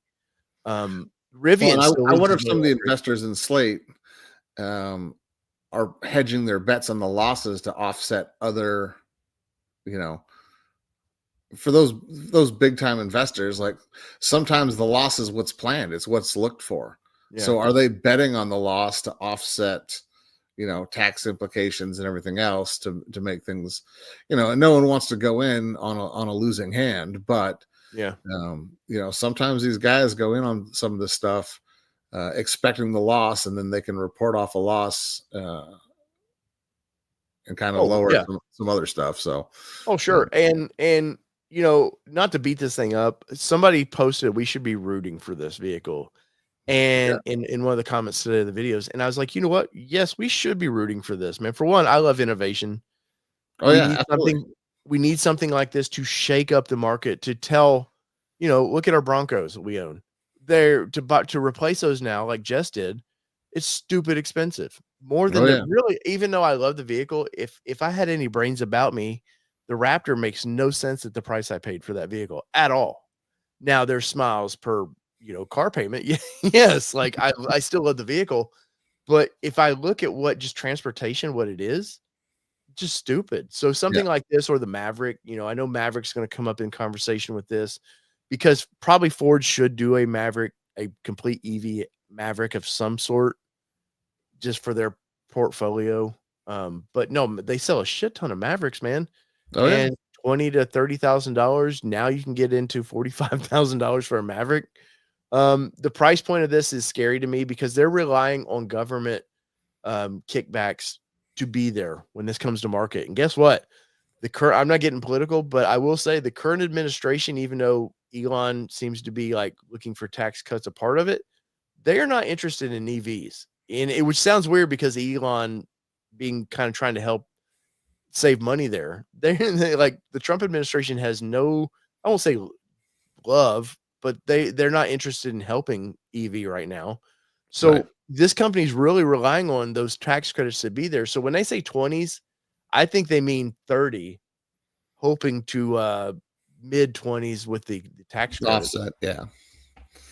And then, you're probably right. But if we can show, or this company can show the right market, the right innovation, how many other startups are going to come along and fight this fight out until we have something truly reliable, truly remarkable. The other half of this coin is always the infrastructure. We can bring 100,000 EVs online and out to the market. Like Slate goes gangbusters and sells every EV they produce. Yeah. And you have, small town America all into these because of the price point. And then they don't charge because the infrastructure isn't there to carry enough electricity to charge these. So there's two sides to this. And until we figure out the power consumption side, there'll still be a drawback to the whole EV market. Yeah. Well, they optimistically have claimed they're going to sell 150,000 of these things a year. Well, I mean, more power to them. If they can do it, 100%. That's awesome. And I think if they can, then somebody else will see it and say, hey, Slate did it. How can we make Slate better and create our brand?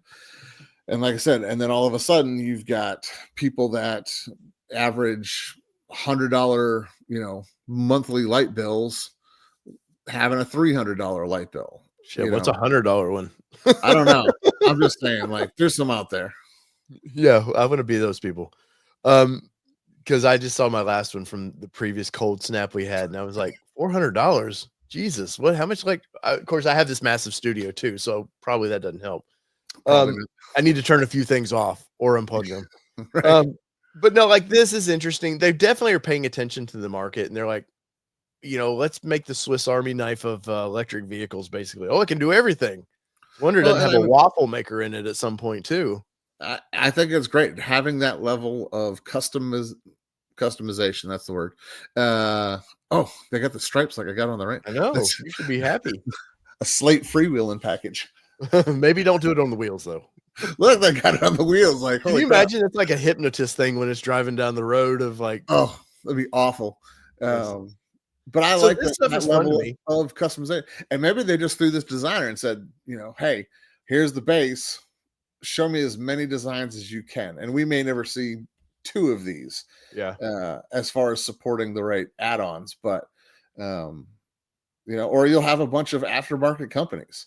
If they're just quick bolt-on parts, then every Tom, Dick, and Harry will get in the market. What about not like Jane's? Come on, man. Oh, well. Jane's can't have this vehicle. You can explain, Jane. It is interesting to me though. I'm amazed at how many people in my chat today or in the comments were like, I reserved one because it's only $50. There you go. But on the same token, it was only $100 to reserve a Scout. Yeah. No, but I think they're trying to say, look, even our reservations are cheaper than everybody else. Yeah. I don't know. Honestly, I don't know how this passed crash testing. Because when I worked for Nissan, I would talk to engineers would come into the plant and they would watch how we're assembling things or whatever and trying to come up with better ways of doing it. I do remember they had at one time, my job was I handled all the mirrors for Truckline. I made sure all those mirrors were in the right order, what they were supposed to do. And we were bringing out the Infiniti JX30, which is now the QX60 or something like that. And it had a mirror cap. It wasn't a solid color mirror. So they learned that if I, before it went to the line, assembled this mirror cap, and it just snapped on it, they were saving pennies, but it was adding up, to millions a year of savings on that stuff. So this maybe they're hoping for like less is more with like colors and stuff because they talk about wrapping it. That they're very big, which I really think modern vehicles, you could wrap modern vehicles. You could do some sort of plastic. I don't I hate to take crap on this, but I don't know what this is. Is it metal? I don't know. I don't care really. Not right now. But I think modern vehicles, it does show that like, hey, just wrap them. Because Well, I like the customization of vehicles. You've wrapped yours twice now. yeah. For people you get to, could you imagine, okay, I want this slate. Okay, we have this one. They're in boxes. I don't know how they're going to ship them, but okay, we got a crate of this is the one you want, the truck version. What color do you want? And you literally you have a palette or a showroom there with like, I would like it to be red and I want stripes or whatever. And there's a guy, 3D printing's big. So now it's pretty easy to do wraps, color Yeah. wraps. Okay. Tomorrow this thing's done. You pick it up in 2 days or whatever. Like that's kind of fun. Yeah. Yeah. The idea of they could be that customizable, but I don't know, Mark. I think I think so many people threw money down at this that everybody, I bet they've got 100,000 orders. Well, and Douglas just put in there, body panels are made of injected molded polypropylene composite. Okay. So they're So injection plastic. molded. I mean, Yeah. they're plastic. So So how does that pass crash testing then? I don't know. I'd have to see the frame. It's got to And be plastics don't play well with metal framing. right. It just doesn't. Like I know that was with aluminum as well. Aluminum really doesn't play well with metal. It causes them to corrode or something like that. But I know plastics as well.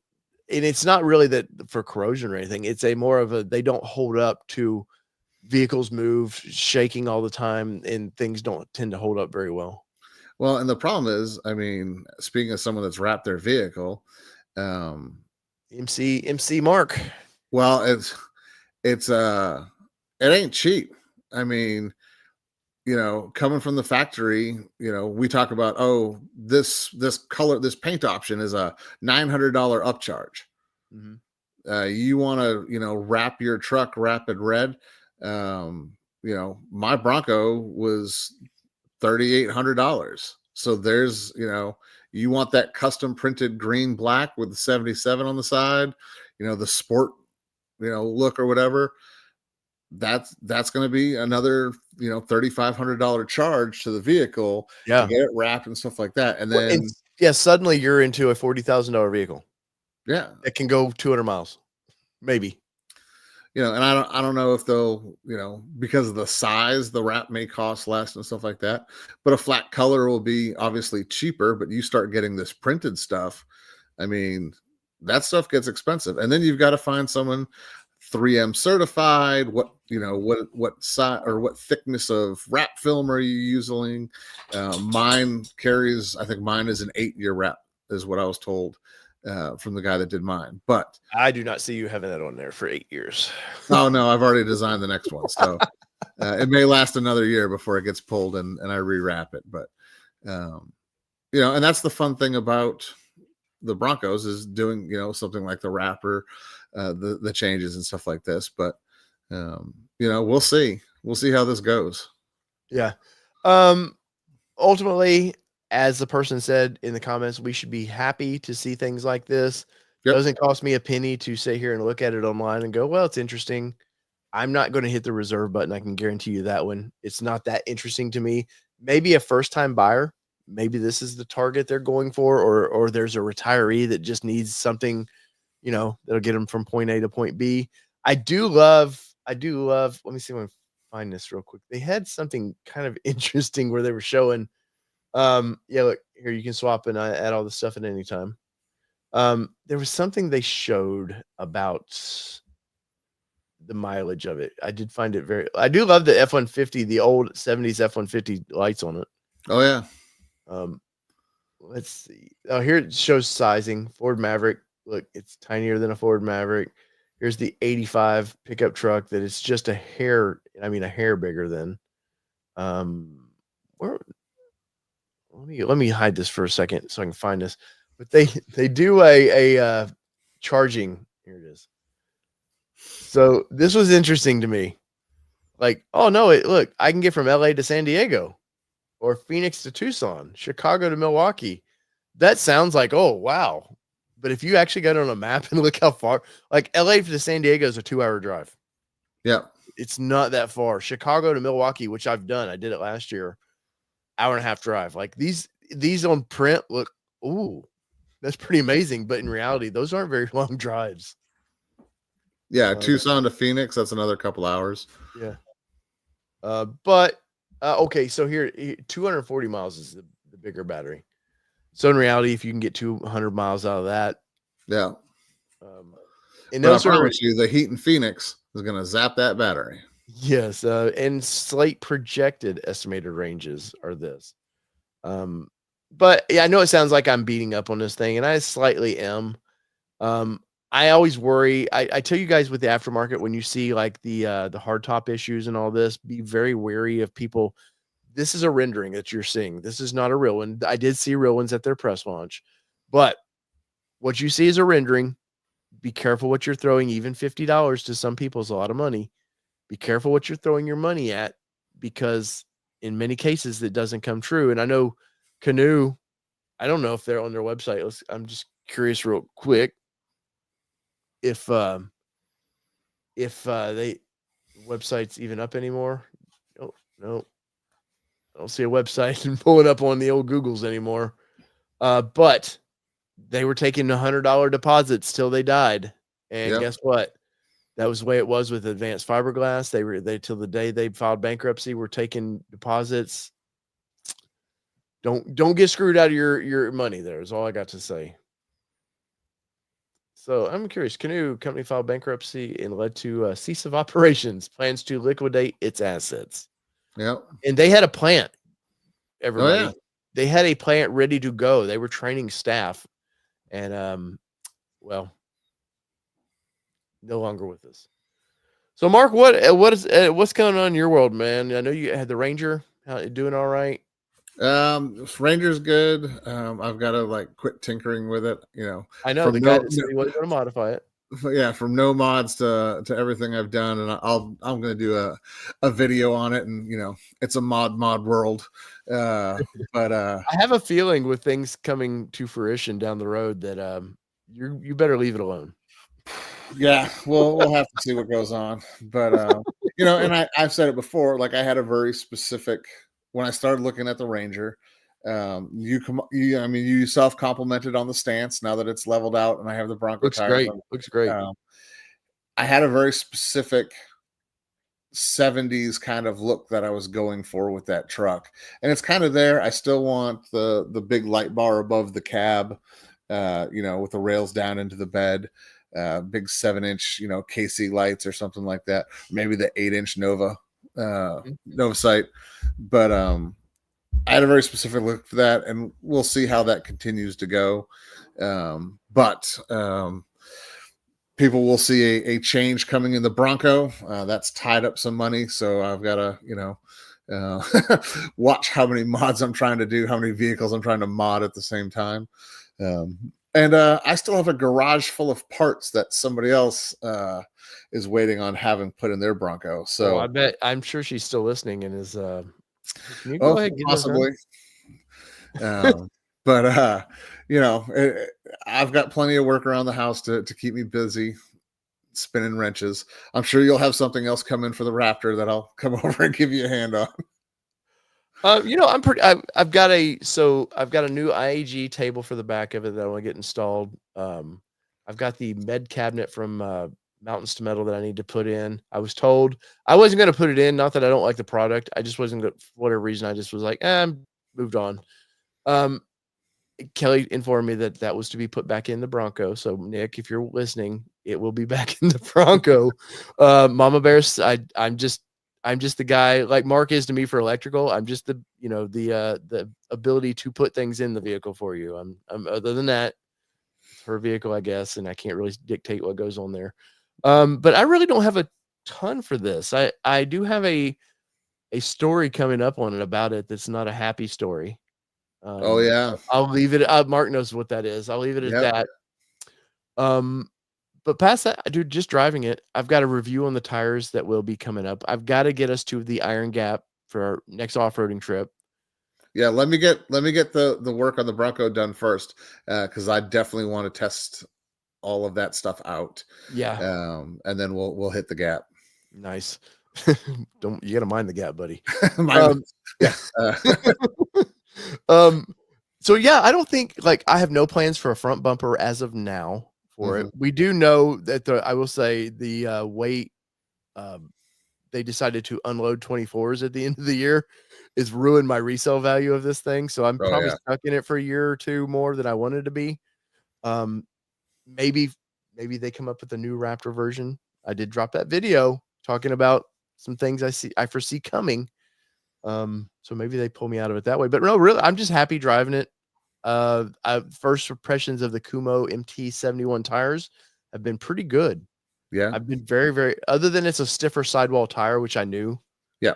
Um, like I've been pretty damn impressed with that tire so far. And and I don't want to be so that sounds awful. I don't want to be. I'm a BF Goodrich snob. Right. So I have a high benchmark set for what I expect in a tire. And I think this thing's blowing me away with what I expected. It's definitely opened my eyes to other brands. So Okay. we did have we didn't talk about it, but I did get a 556 casing in the tread of the vehicle. And you know that tire, I don't think it punctured it. I don't think so either. Looking at when we pulled it out, I think it was I definitely probably think it needs to be the spare, but 100%. I think it um, probably maybe a third to halfway through.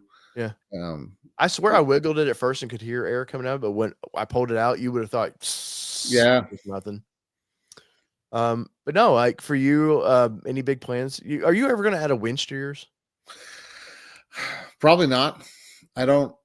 I don't care for the look of them, and typically when we're out, somebody has a winch. I have not. Knocking on all the woods around here. I don't have one now, Mark. So you wheel with me. I know. Hey, Jess, you need a winch. uh, I've always been able to recover with strapping. Like I haven't gotten into such a scenario where I've needed to winch out of something. So I'll probably not. I don't really care. Like I said, I don't have a general need for one. Mhm. I don't know how much longer I'm going to run that bumper set. May change those out. Love them. Absolutely. I've had them for years now. He's talking about the They're lifestyle off-road bumpers. lifestyle off-road. I think they're fantastic bumpers. Saved the front end of the Bronco when I caught that deer. I mean, they're great. I've banged them around and I've had them repowder coated and everything else to cover up the scratches. So, Well, you seem like a guy, if you want to rewrap your Bronco every couple of years, like you want to rebuild your Tonka toy every couple of years, like you want to make it different all the time. kind of. And when we first started getting Broncos several years ago, there was only so many companies doing so Yeah. many things, Yeah. and the market is so huge now. Supercell's a prime example. I mean, we walk around and like, what's that? What's that? And what's that company? And Turn Off Road was there this year. We showed them in Big Hoof that on 44s or whatever they were. Everyone's doing some really amazing work. I wouldn't really want, if we're going to get out there and showcase different things, kind of like you do with the vehicles, then I'm going to run through parts, sell off what I have, purchase something else, and just kind of see how it goes. It's a giant Lego. I mean, From the man who loves Legos. Yes. from the guy that builds Legos all the time. I mean, that's to me what the Bronco is. It's just a giant Lego. And, Well, sometimes and you're talking about that. Like for me, like I've been looking at the addicted. What is this? Addictive Desert Design, ADD. And like I love this one here. Yep. But it's like for the Raptor, it's what everybody runs. So I'm kind of like, I don't know if I want. Like I have Right. no plans for a winch on this vehicle. I want it to be more of a not pre-runner, but just it's a desert runner. That's kind of I will take it and off-road it anywhere. I don't care. But my vision of what this vehicle is, I don't want to like suspension. I don't even want to change like I said this I talked about selling the Ranger Raptor this week. Yep. And what sparked that video to me was people came to our booth of like, hey, where's the Ranger Raptor? A lot of people don't watch every video, so they don't think of, oh, he sold it. So like for me, I think Ford does such a beautiful job on the suspension of the Raptors, all of them. Why tinker with it? So like, I know for you put a lift and you want to tinker with the suspension every once in a while. for me, like other than maybe like something like this as a bumper or maybe in rear bumpers, like I'm pretty freaking pleased with what I've got. Well, and like the suspension work I did, I mean, I've got the early Billisteens on my 22. They're under recall for the rears because the reservoirs apparently are falling off. And the suspension work I've already done are just a pre and post load spacer. So I really didn't mess with the overall suspension. Didn't change out UCAs, didn't change out the Billisteens or the springs. So when I do suspension work now, I'm kind of bringing it up to where the newer Broncos have the Haas 3.0 and the Fox shocks and the much better system. And that's all, I'm not going to get rid of my Bronco at all, hopefully, if ever, unless they drop something crazy for 25. I don't know, guys. I saw him when his was broke down. He was eyeing a Raptor really badly. Oh, it was, yeah. In the moment, it was dead to me. I was trying to. It was dead to Mark. I was like, I wonder what they'll do on that thing. But yeah, hey, I want to say one thing too, guys. I don't need your name on 15 different parts of the bumper. Like, I just don't. Like, down here was good enough for this. I don't need it over here. And so please, if manufacturers of bumpers, I love supporting you. If I want to put your name all over my vehicle, I will. I don't want to buy your product if it's got your name. This is like a $2,500 bumper or more. Mm-hmm. I don't need your name all over it. Sorry for the squirrel moment. I'm the same way. Like you said, if I want to advertise, and I do, I mean, every part that I put on the Bronco, stickers go on the tailgate. So when we're, at Supercell or when I've been out at Stampede, the gates open and everybody can see what parts I'm putting on the Bronco. If, like I said, if I want to advertise for you or you want me to advertise for you, be happy to do so. Run some stuff in the wrap and stuff like that. But and I'll tell you that even the ones on the side, I'm with you. The one in the front is fine. Or if they had skipped the one in the front and they popped them onto the side, those two on the ends would be fine too. So, Hypermotive Racing, who is with IAG Off-Road, says we found out that customers don't want logos. Biggest crap we get on most new products. I love supporting. Like, if I buy your product, it's probably because I want to. I'm proud of it, and I want to. If I want to put my name or your name on my vehicle, I will do it. But yeah, I just like down here was enough on this bumper. Like, I didn't like it's a turnoff to me to want to buy this bumper now. I just noticed that was on that bumper. Anyways, sorry for my rants, people. But it is a nice looking bumper. But yeah, I want desert running is kind of where I'm at, Mark, for me.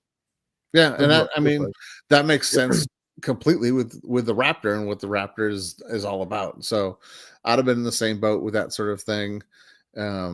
With the design I have on the Bronco, certain aspects of it need to be beefier, stick out a little bit more, that sort of thing. So and that's one of the other reasons I hadn't really put in the winch, is it would kind of, it's gonna sound so bougie, it would mess up the lines of the build.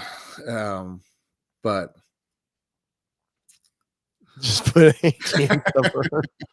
But you know what? Like, if you look at mine, like other than like Rebecca Bronco that we had, like where you could see the but even then I hid the logo a little bit. I don't like there might be like we saw the lime green the little brackets or whatever we saw in the video today of when we were at that booth. I was like, holy shit, lime green. Like, if I want obnoxious, bright, just crazy, yes, like I'll do that and I'll be over the top. But for the most part, anytime we've ever built a vehicle, we want our logos on it, but I don't scream at people. Well, like, you can see that on the Raptor. IAG on their Raptor, just a tiny little spot there. It says IAG. Yeah, but even your ATN that you did, it color matches so well to the gray and black that were on the graphics anyhow. Like, if you weren't looking for it to say ATN and not Raptor, you may miss it. Hi, Kelly. Hi. There's a Kelly spotting here. I've unplugged her mic and everything right now, so she can't even sit down and say hi. Everything all right? Yeah. Okay. I can practice. All right, here, come poke your head in and just say hi. There wasn't a place for me. Well, you can come over here and just say hi. You can sit on Daddy's lap. Say hi. No. Wait, this is a family show. It's not ATN After Dark yet. Right. Hi, everybody. Well, I think we've had a good show, Mark. Oh, yeah. Yeah, it's been fun. No women. Whoa! Oh. What was in the Little Rascals, the He-Man Women Hater Club? Yep. No, it's been a good show, guys. Let us know, especially if you made it this far into podcast. I salute you, and I appreciate it. Let's see, get that tape. Nope. Well, I'm just talking about hypermotor racing. I've got to put that because I want to do a nice video on that, doing that. So I want to. That was a deal that I made. So I will definitely honor that deal. Kelly, can we have this bumper? Oof. She's gonna say no. As soon as she Why sees not? the price. Don't look at the price. Just look at the design. No, yeah, I don't get to. No, there's no answers that come out without a price. That's not how this works. Damn it! I'm not influencing him, Kelly. Sure. How much is this bumper? We're not going there. You need to show me. I'll show you in just a second. Hypermotor racing. Of course, you haven't got it on yet. Hey, man, we were lucky to get the lights on. Trust me, because that was day 2. Oh yeah, because I was sweating that bracket trying to get that damn thing on, and then all the people that were across from me were distracting me. It's just we got a lot of bumper there. Let's see, it's only $180 a month. Holy bejesus. Wait till Kelly, if you wanted to buy their that's light the price before you put the lights in it. Yeah, look at this. Or adaptive.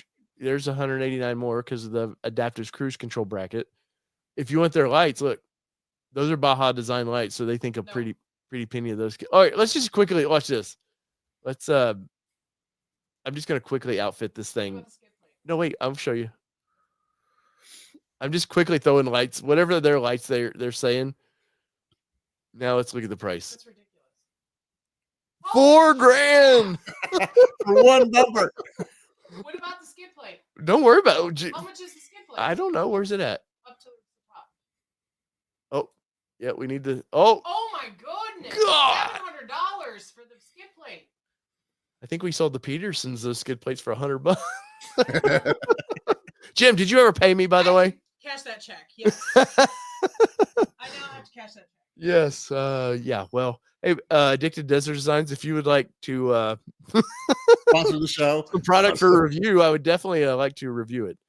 Well, guys, I know you're in trouble. Oh, wait. Big trouble. You wanted it? No, dude, trust me. That was the plan. I will say, if our area was not a mud pit, I would have gotten over there and installed it. Yeah. Yeah. Legit, it was muddy. Yeah, no, dude, it was very, very, very, very bad. And that was the plan, and I failed you. Hey, here's that thing. I threw it there. You handed it to me. Bye, guys. So whether it be 2-wheel drive, 4-wheel drive, does it matter what you drive? Not at all. As long as you're having fun in your vehicle, I don't care, car, truck, SUV, motorcycle, unicycle, it does not matter. Just have fun with it. And come join us every Sunday here, 7 p.m. Eastern. Is that right? No. 7 Central, sorry. So 8 p.m. Eastern, 7 Central, 5 p.m. Pacific, I think. Oh, don't start doing that. I know, the math. I can't do math. Come join us every week. Mark's gonna come hang out with us as long as his schedule will allow him. And every once in a while, you'll see Kelly and Jess and Allie on here. And if I try to figure out buying a new product, Kelly's gonna have to be involved because she's gonna tell me the Bronco doesn't get to go anywhere. Can I sell it? No. It's been your All Terrain Nation. I'm your host, David Boyd. Mark Hang. And we're out. Peace, everybody. Love y'all.